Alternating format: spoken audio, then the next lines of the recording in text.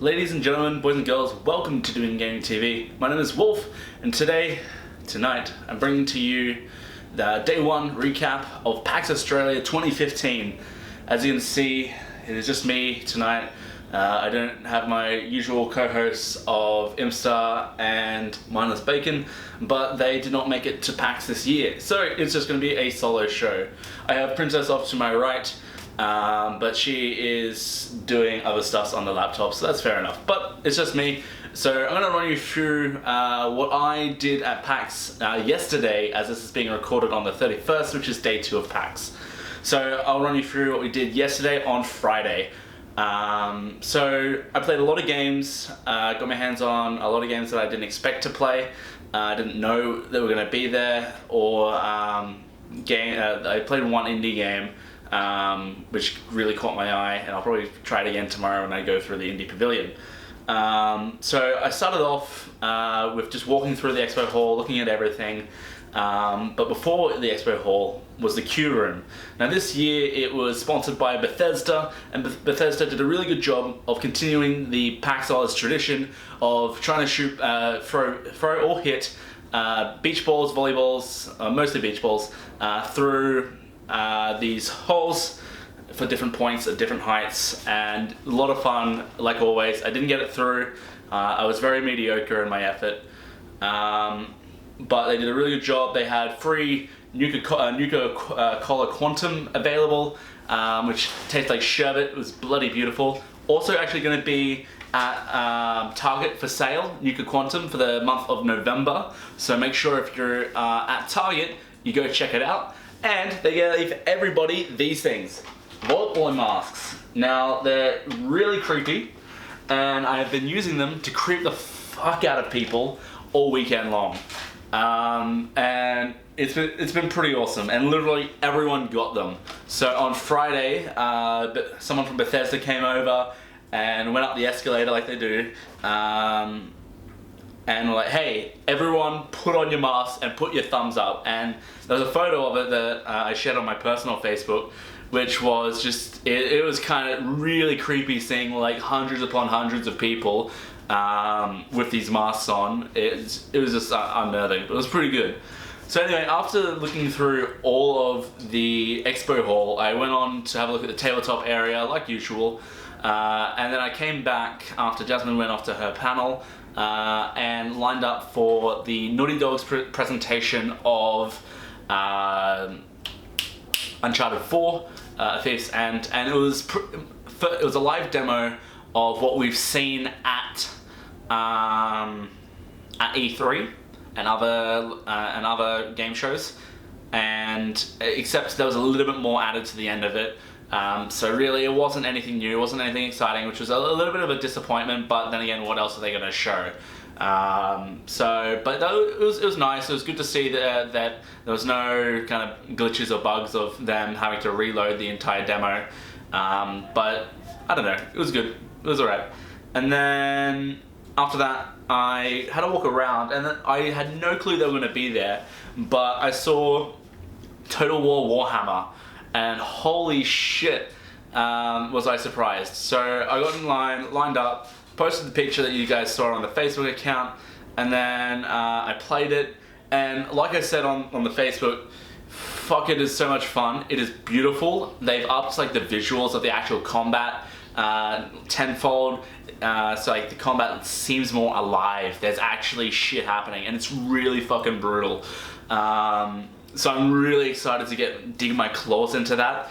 The mission that they had available was you were dwarves advancing into this cave, and you just got past like a bridgehead of this cave, and you kind of get into this big open area, this massive underground base that the orcs and goblins have, who are your opponents, and they come and ambush you. So you got to try and literally defend yourself from like 3 kind of sides, or let's say 3.5. So you got like a whole bunch of trolls come from behind you halfway through the battle, and then on the left and right side there are groups of orcs and goblins that come through and get you from like the front left and right of your army. And then you have from direct assault from the front, which they're ages away, so they slowly advance towards you, is the main bulk horde of the army. And It was a lot of fun seeing the heroes. There's like so much detail on each and every model. They look so good, so good. If I was if I started playing Warhammer Fantasy over 40k, like this would be right up there. These models look mint, look so good. Dwarves are a lot of fun to play. They got like flamethrower guys, or flame cannon guys. There's like flame cannon, artillery, which have a slightly longer range, and they just like roast up gobs everywhere. They got your blunderbusses, your crossbowmen, your axemen, like your slayers who are like a crazy dwarf dual wielding axemen, which are really good against trolls and like bigger kind of monstrous enemies. And then they got like gyrocopters in, and oh, so good, so good, a lot of fun. And I can't wait to get my hands on it when it comes out next year. After that, I ended up meeting up with my brother again. We had lunch and then went to, what was it? I believe The Division. Yes, it was The Division, and that was a lot of fun. The way it was set up is pretty similar to how they've been showing it.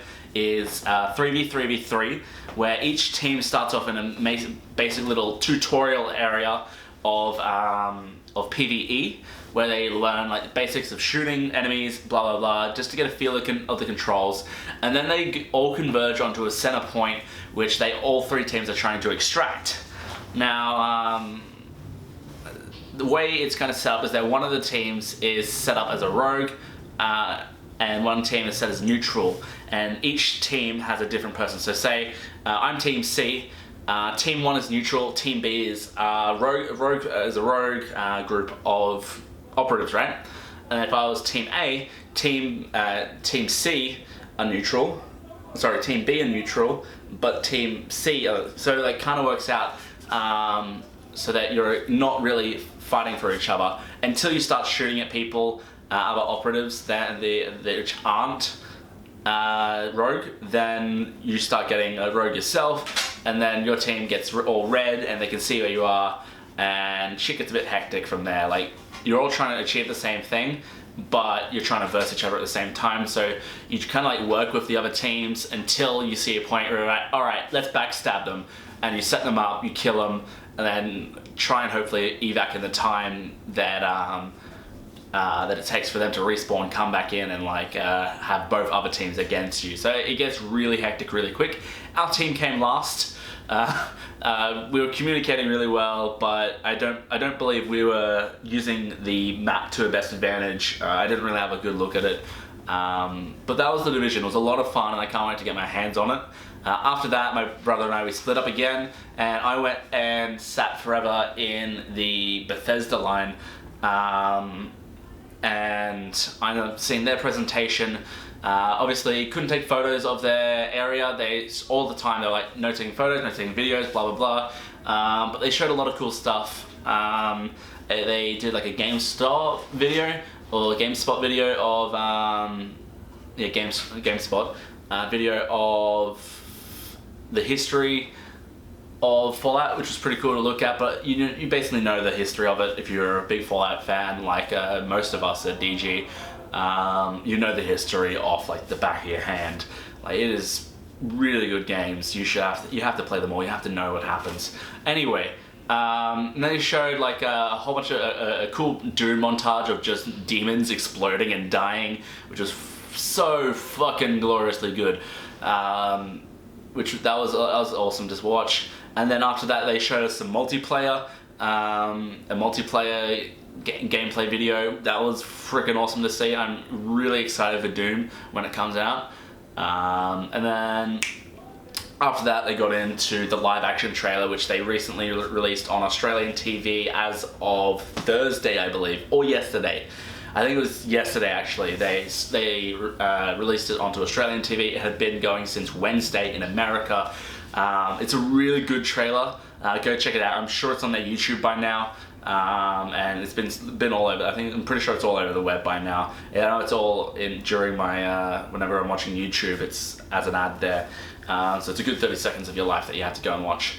And then they really went into it. So they played a lot of E3 footage of Todd Howard talking about the game and the different mechanics and from his interviews and whatnot. But the person there was also adding little things talking about the game itself. So for example, they talked about how id Software helped them out with the FPS mechanics, and really from looking at the game, Fallout 4, the FPS mechanics are probably going to be the biggest improvement from the previous titles of New Vegas and Fallout 3. So that's probably what one of my biggest excitements are. Like obviously Fallout 3 is known for its massive world and like all the stuff everywhere. And that's like just a Bethesda Games Studios like trademark, massive worlds, right? But the biggest thing is the gunplay for me. It's going to be a lot more fun to play than what Fallout 3 was when I first played it. So I'm really pumped for that. And then they talked about, obviously, the crafting of the weapons. They went through that again. They went through the construction again, and talked about how they had this idea in their mind for Fallout 4 where you can really do anything you want in the game. You're not going down a defined path, for example, of Fallout New Vegas, where you can't really do anything unless you're going along the predetermined path, right? So that's one good thing about Fallout 4. They're really emphasizing that you can do what you want, when you want it, how you want it, and all that stuff. So I'm really interested and excited to get my hands on that. In 9 days it comes out. I'm really pumped. Other than that, that was it for Bethesda. What else was there? Okay, and then after Fallout and Bethesda, met up with my brother, the chat again, and we went and played Rainbow Six Siege. It was a very quick round. It was literally only took 4 minutes to do both rounds. And the game was enjoyable, and I played it again today because of what happened yesterday. But yesterday, all I had was a glitch where there was a constant sound of gunfire in my ears, and it was pissing me off. I could not play, the game was not enjoyable at the time. The game itself, yes, was fun, but like the match itself was not enjoyable. I hated those headphones. I couldn't talk with anyone. I couldn't hear anyone. So the whole point of that mode is to be able to communicate and execute, right? But I couldn't do that, and it was really annoying me. So that's why I went today to rectify that and play again on a different machine. But no, it was good. It was a lot of fun. I'm really excited to get my hands on it, but I'm still not 100% sold on it yet. I'm gonna get it regardless, but the mode that they're showing, there's only 2 rounds, right? I really hope that once it comes to competitive modes or even like casual modes, they give you longer, like a higher round count. Otherwise, it really just makes the matches way too short. I'm hoping for like a kind of like in CS:GO, you get 15 rounds, right, to play in. That is a lot of fun to play, like 1st to 14. That is a lot of fun to play.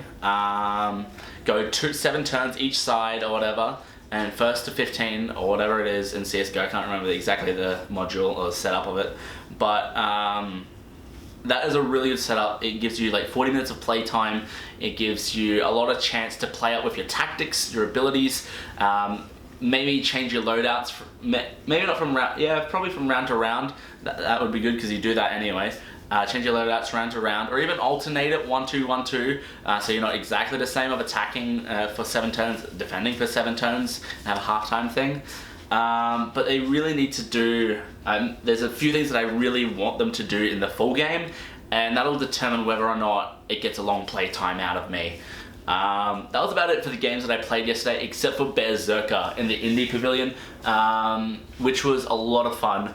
Just think like Bomberman crosses, I'm trying to think what else. I can't really think of anything, but essentially the aim of the game is to kill off the other opponents while keeping away from the bears. The bears can kill you, other players indirectly kill you. If you hold X or A, this is on an Xbox controller they were using, on PC I believe, you left this wall behind you, right? And so what you went around on this circuit with these. I'm sure there's other modes. This is the only mode I played. You went around on this circuit kind of thing, or not a circuit, but this map area with lots of little cut-off and little bits, and you picked up these power-ups which did little things. So there was like a freezer block which froze everything behind you for a certain space, and they would literally just slide forward kind of thing. And then there was like an oil one. There was one where you get where you boost up. There's a teleport blink. There's lots of things, right? And it was a lot of fun. It was really tense. I had to, Gang Beasts, yeah, it's like that kind of, got that kind of feel of Gang Beasts cross like Bomberman, rolling around, and like I got to second on my playthrough.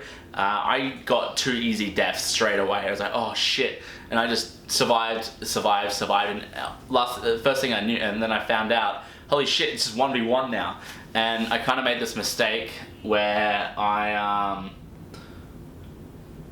I ran into someone's oil trap, and I just slid, and then the bear caught up to me and ate me, and I lost. But it was a lot of fun, and I'm probably going to play it again tomorrow to get a bit better hands-on, and hopefully get an interview with the devs. So far, I haven't talked to any developers or anything yet. I haven't wanted to, but tomorrow is going to be my day. I got League World Champs tonight to watch, and that's going to be awesome fun. But I'm in the zone tomorrow. I got food here, I got drink here, as in something to wake me up and energy wise, and I got water. I'm going to be pumped and ready for tomorrow. Tomorrow's going to be my big day for recording. And it's going to be lots of fun. But the World Championships are actually about to start, so I'm going to bid you guys farewell. That was PAX 1, Day 1 recap. I hope you guys enjoyed. See you guys with Day 2, probably after Worlds. Thank you very much. See you guys next time.